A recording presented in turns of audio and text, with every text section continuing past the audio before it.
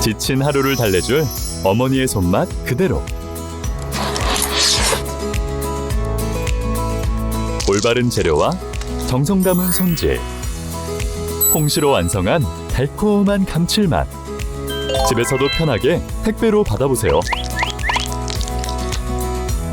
매콤하게 땡기는 감칠맛. 장간의 양념게장. 검색창에 장간의 양념게장을 검색해보세요. 자, 내년 초반까지 상당수의 기업이 인력 구조 조정을 예정하고 있습니다. 수만 명의 실업자가 발생하고 그만큼 실업급여 부담이 늘어난다는 이야기입니다. 기업 실적 부진과 실업률 상승 모두 경기 하방 압력인데 내년 상반기가 더 위험해 보입니다. 실업률 그렇게 많이 늘어나지 않을 것으로 보입니다. 그거는 지금 보면 답이 나오죠. 정규직을 비정규직화 해가지고 예를 들어서 정규직 주 5일 동안 8시간 출근이다 40시간 일하는 건데 8시간 일할 사람 5명으로 해가지고 비정규직 5명 뽑으면요 실업률은 줄어들죠. 그래가지고 지금 나오는 게 뭐예요? 경제 허리인 40대 줄고 있는데 60대가 늘어서 받치고 있다. 12만 명 늘었는데 60대 이상만 27만 명이 늘었다. 나머지에서 15만 명 까였다는 소리 아니에요? 지금 이렇게 해가지고 실업률을 잡고 있는데 이 통계도 세분화할 필요가 있어요. 정규직 통계와 비정규직 통계도 나눠봐야 되고 특히 우리나라 같은 경우는 적어도 한 주 40시간 정도는 돼야지 직장으로 잡아줘야지. 그러니까 막상 실업률을 떨어뜨려요. 계속 취업자 수 늘고 있다고 합니다. 근데 그 늘어난 취업자 수요 소득할 때 집계해요?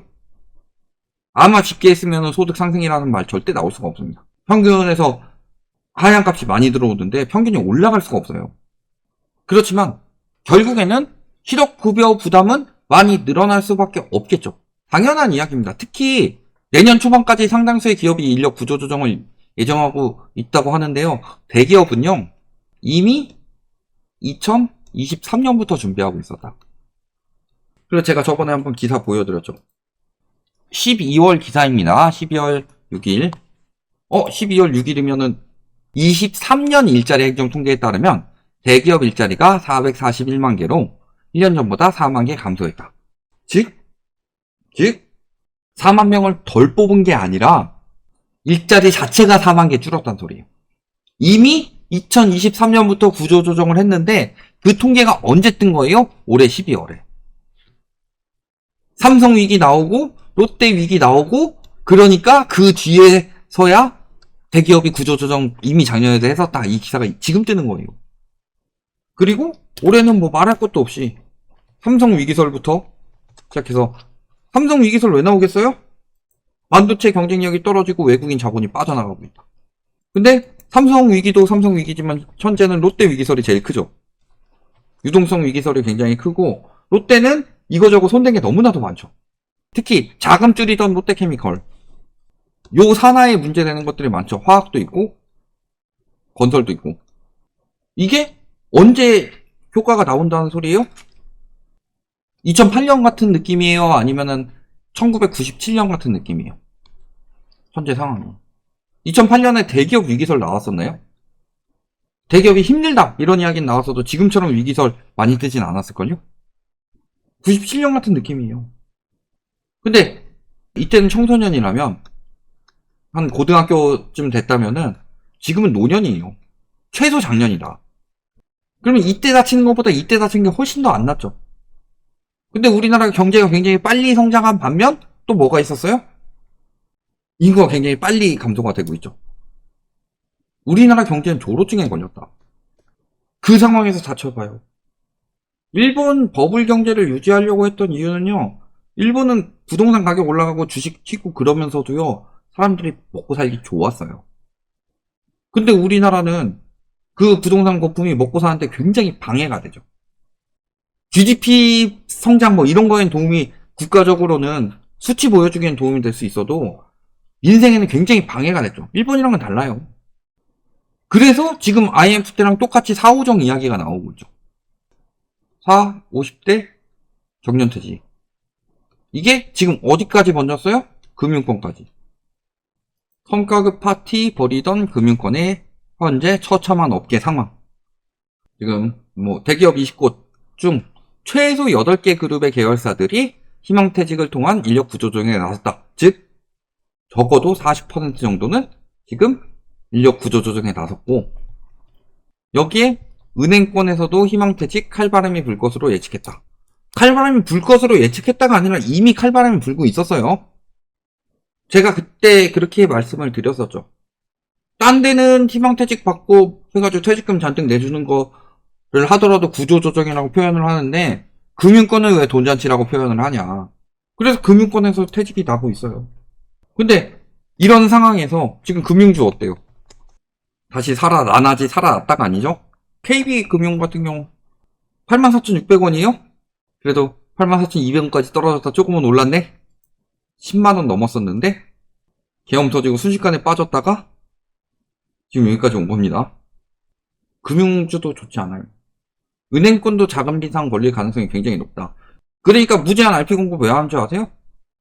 은행에서 풀 돈 없을까봐. 근데 내년에 가계대출을 왜 더 축소하겠어요? 은행권에서 왜 가계대출 축소하라고 할 때마다 신나서 축소하는지 아세요?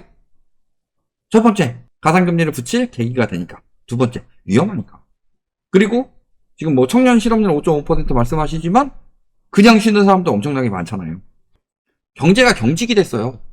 돈이 돌지 않는 시대다. 왜 그렇게 됐냐? 내년 상반기 뿐만이 아니라 지금 이미 위험했어요. 통화 승수가 반토막이 났으니까. 반토막이 났다는 건 돈이 돌지 않는다는 소리예요. 2008년도에부터 저렇게 쭉 빠졌는데 왜 돈이 안 돌아요? 돈이 안 도는 이유는요, 주거비 증가 플러스 대출 증가예요. 주거비 증가로 인한 대출 증가가 제일 크죠, 사실. 그래서요, 통화승수 저 모양 저걸로 만든 거 전세자금 대출 여파가 제일 큽니다. 이거는요, 무조건 점진적으로 축소하지 않으면요, 얘 때문에 우리나라 망합니다. 전세자금 대출 때문에 전세 사는 사람들도 은행에 월세 내야 되는 상황이 됐고, 그것 때문에 전세를 통해서 가격을 띄워가지고 내 집 마련하는 사람들도 죽어나게 됐어요. 누구만 이득 봤어요? 건설사? 은행? 건설사가 아니고 건설업 쪽, 예를 들어 분양대행사, 시행사, 건설사, 다 합쳐서 이야기하는 조합, 이런데. 그 다음에 업자들, 사라고 부추기는 사람들. 그 다음에 다주택자. 이들만 돈 벌었어요. 국민들 주거비를 담보 잡아가지고. 근데 문제는 우리나라는 물가에 자가주거비를 넣지 않습니다. 집값이 폭등을 해도 물가가 안 올라갔던 이유. 미국은 물가 엄청나게 올랐는데 우리나라 안 올랐던 이유요? 자가주거비가 안 들어가요. 저돌세가 들어가긴 하는데 비중도, 물론 모든 각각의 비중 중에서는 전세가 제일 크고 월세가 그 다음이긴 합니다. 근데 두 개 합쳐봤자 전체의 10%도 안 돼요. 그리고 그 임대 주거비에 대해서도 부동산원에서 전세 월세 폭등한다, KB에서 폭등한다 이런 식으로 이야기를 하면서 막상 물가 반영될 때는 0.1%밖에 안 올랐어 이렇게 나오고 있어요. 통계도 문제고, 부동산 때문에 나라 망해가고 있는데 부동산 무너지면 나라 무너진다. 물론 부동산 무너지면 나라 무너집니다. 왜? 빚 내가지고 과소비 했는데 그거 갚아야 될 때도 흥청망청 살 수 있을 것 같아요? 그럼 빚 낸 게 문제예요? 아니면 갚는 게 문제예요? 근데 갚으면서 생활 쪼들리니까 갚으면 안 된다, 이런 논리를 내세우고 있는 거예요. 집값 떨어지면 나라 망한다고 하는 인간들은. 왜? 집값 떨어지면 나라가 망하는 게 아니라 지들이 망하니까. 2017년에 집 산 사람들 2015년 집값까지 떨어진다고 해서 망할까요? 아니요. 충분히 버틸 수 있습니다. 2019년에 집 산 사람들 파산 나올 수도 있죠. 2020년, 2021년에 집 산 사람들, 23년, 24년에 집 산 사람들이요? 망해요, 그 사람들은. 얘기했잖아요. 그때 집 산 사람들, 지금 집 사재 아니면 평생 집 못 산다 이런 말에 넘어가가지고 집 산 사람들이죠. 그럼 모든 국민들이 소득보다 더 빨리 올라가는 집값에 평생 집을 못 사는 사람들이 많은 나라가 과연 정상적인 나라냐? 아니면은 집값이 정상화가 돼서 소득으로 집을 살 수 있는 나라가 된다라고 말하는 내가 부정적인 인간이냐? 이번에 계엄이요? 그 다음에 탄핵 가결이요? 물론 경제 상황의 트리거가 되는 역할을 크게 할 겁니다. 근데 문제는 그게 아니었어요. 근데 앞으로 또 그런 식으로 몰아가겠죠. 아마 또 한 15년 뒤에 집값 다시 거품 붙으면요. 경제 위기. 그때는 계엄 탄핵 사태가 있어서 집값 떨어졌던 거고 이번에는 그런 일 없으니까 집값 계속 올라갈 거다. 이런 식으로 또 부추기겠죠. 왜? 돈 많이 버는 기득권이 거기 다 들어있으니까. 건설 마피아들이 광고비 짱짱하게 주니까. 그래서 내년 상반기가 위험해 보인다. 내년 상반기 이전에 올해 하반기도 위험했고요. 올해 상반기도 위험했고 작년 하반기, 작년 상반기도 계속 위험했어요. 안 위험해 보일 정도로 가계부채로 버티고 있었을 뿐이지. 가계에 돈을 빌려주면 일시적으로 쓰는 돈 늘어나죠? 근데 장기적으로 보면 어때요? 갚을 돈이 늘어나는 거예요. 그래서 부채로 부양하면 안 된다고. 특히 가계부채로 부양하게 되면 내수가 망가져서 절대 안 된다고 제가 그렇게 목을 놓아 외쳤는데 그렇게 하고 또 거기에 넘어가서 빚내가지고 산 사람들. 그 사람들이 경제위기에 맞는 거고 그 대가는 본인들이 치러야 되는 거예요. 그 가계부채가 언제 터지느냐가 핵심인 거지. 근데 올해 왜 가계부채 축소하기 시작했을까요? 터지게 생겼으니까. 그게 답인 거예요. 공급 부족이요? 10년만 지나봐요. 지금 가구수 늘어난 게 1인 가구 늘어났기 때문이다? 1인 가구가 굳이 집 살 이유가 있어요? 1인 가구가 늘어난 이유는 집값이 올라가지고 월세 사는 청년들이 늘어나서 1인 가구가 늘어난 거예요. 근데 1인 가구 늘어나서 집값 올라간다는 개소리는 도대체 어느 발상에서 나온 거냐? 그런 걸 생각해 보시면요. 얼마나 우리가 사람들 막 말도 안 되는 가스라이팅에도 자산에 미쳐서 들어갔고 그게 얼마나 경제를 망쳤고 그래서 경제 위기가 왔을 때 그 자산에 미친 사람들이 마지막 한탕 잃는 거예요. 얘기했죠. 타짜들은요. 그 사람 처음부터 베껴먹지 않습니다. 처음엔 좀 따게 해줘요. 팥돈 슬슬 올려가지고 한 방에 털어먹지. 팥돈 슬슬 올라갈 때 좋았죠. 딴 거 같아서 좋았죠. 한 방에 털어먹을 때 어떻게 되겠냐. 여기까지 말씀드리겠습니다.